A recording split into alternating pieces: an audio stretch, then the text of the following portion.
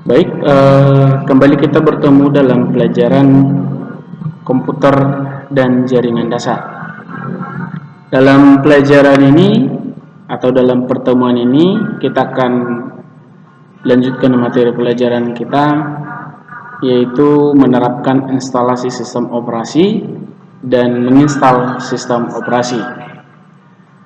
Di sini kita akan mempelajari yang pertama adalah konsep dasar sistem operasi.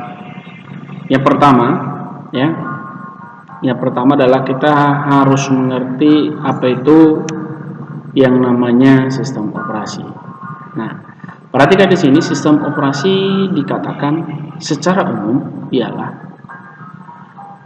pengelola seluruh sumber daya, seluruh sumber daya yang terdapat pada sistem komputer dan menyediakan sekumpulan layanan ke pengguna atau pemakai sehingga memudahkan dan menyamankan pengguna serta pemanfaatan sumber daya sistem komputer.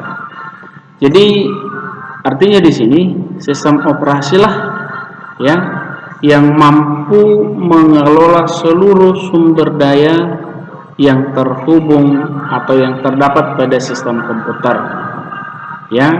Jadi sistem operasi ini yang berfungsi untuk mengelola seluruh atau semua sumber daya, baik itu hardware, software, dan brainware. Kemudian selanjutnya adalah bahwa sistem operasi komputer merupakan perangkat lunak komputer atau software yang bertugas untuk melakukan kontrol dan manajemen perangkat keras atau hardware, dan juga operasi-operasi dasar sistem, termasuk menjalankan software aplikasi seperti program-program pengolah data yang biasa digunakan untuk mempermudah kegiatan manusia. Jadi sistem operasi dalam bahasa Inggris disebut dengan operating system atau biasa disingkat dengan OS.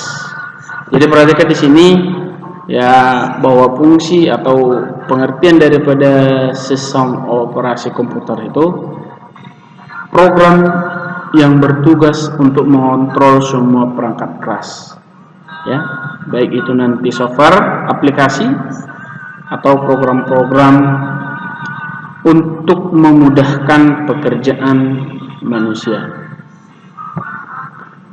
Nah, selanjutnya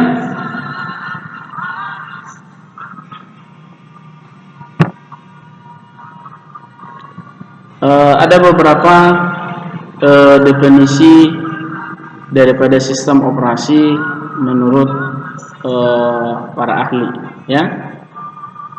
Jadi ada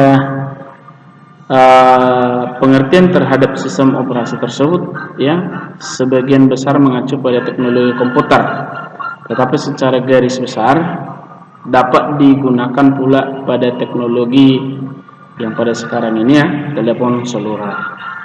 Nah, ini ada beberapa pendapat dari menurut para ahli tentang sistem operasi. Yang pertama di sini menurut Perry Indayudah, dikatakan bahwa sistem operasi merupakan sebuah sistem yang diperlukan dalam menjalankan keseluruhan aplikasi program atau software pada komputer. Itu menurut Perry Indayudah. Yang kedua, menurut MC Leod atau Pearson, bahwa sistem operasi merupakan program-program dalam komputer, yang mengendalikan sumber daya, hardware, dan software. Jadi itu menurut MC Leod.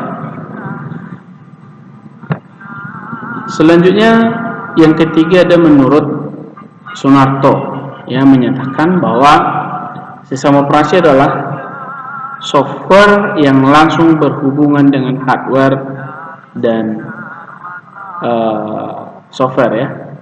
Jadi dari sini bisa kita ketahui bahwa sistem operasi merupakan pengendali semua sumber daya pada komputer, baik itu nanti program-program yang terinstal di dalam sistem operasi tersebut ya. Kita lanjutkan. Yang kedua adalah fungsi dasar daripada sistem operasi ya. Ini fungsinya. Sistem operasi atau sistem komputer pada dasarnya terdiri dari 4 komponen ya. Yang pertama adalah perangkat keras. Jadi fungsi daripada sistem operasi itu ya, untuk mengendalikan, yang pertama adalah perangkat keras atau hardware. Yang kedua adalah program aplikasi. Nah, program aplikasi dengan sistem operasi apa bedanya? Kan gitu. Ya, sama-sama program ya, tetapi sistem operasi dialah yang mengendalikan program aplikasi ya. Kemudian sistem operasi ya, ini yang sistem pada sistem komputer ya, terdiri dari komponen utama ya, sistem operasi ya. Yang keempat adalah pengguna atau brainware.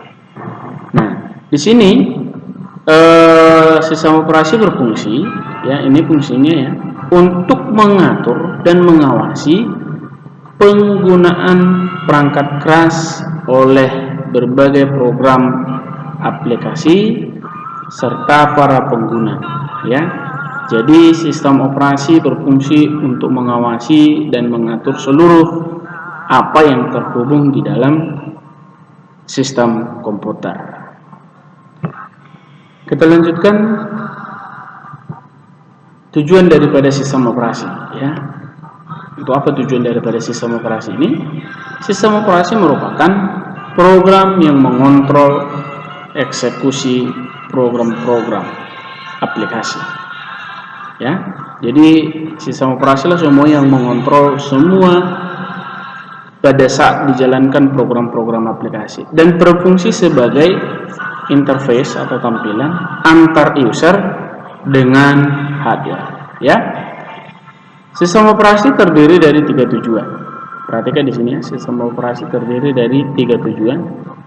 Yang pertama, sistem operasi membantu komputer lebih mudah ya dan nyaman digunakan oleh pengguna.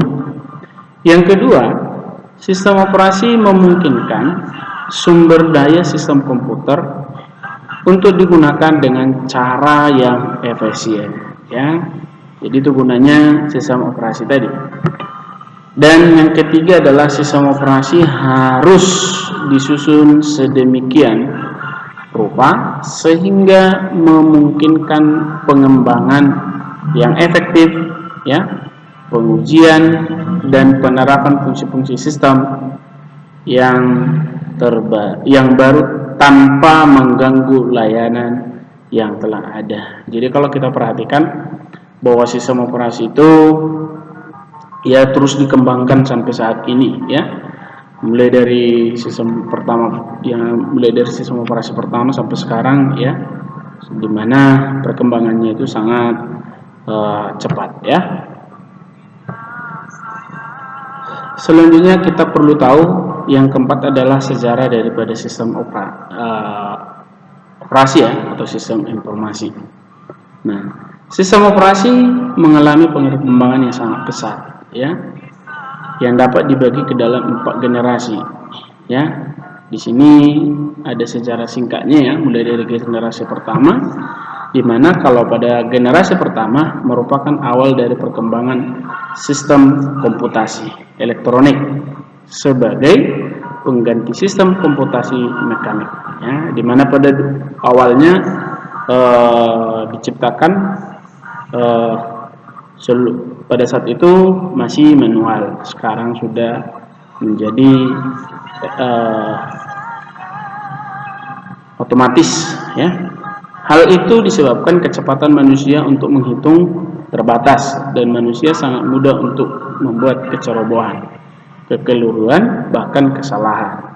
Jadi pada generasi ini belum ada sistem operasi, maka sistem komputer diberi instruksi yang harus dikerjakan secara langsung.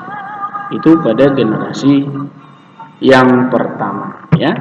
Kemudian pada generasi yang kedua itu diperkirakan tahun 55 sampai tahun 65, ya. Dimana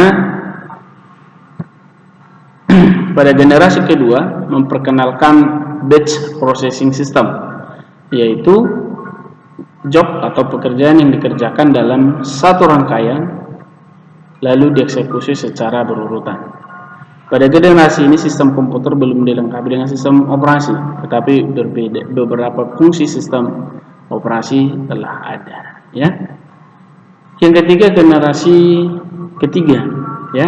Pada generasi ini perkembangan sistem operasi dikembangkan untuk melayani banyak sekaligus pemakai sekaligus, di mana para pemakai, ya, interaktif berkomunikasi lewat terminal secara online ke komputer.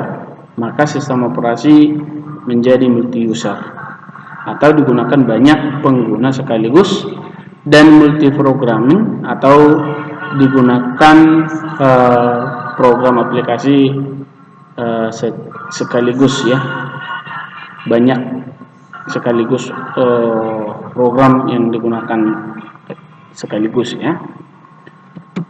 Kemudian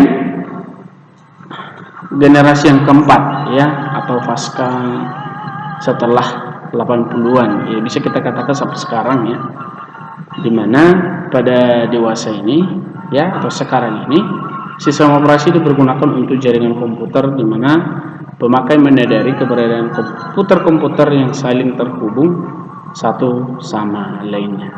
Jadi pada masa ini para pengguna juga banyak, ya, telah dinyamankan dengan grafik user interface, ya.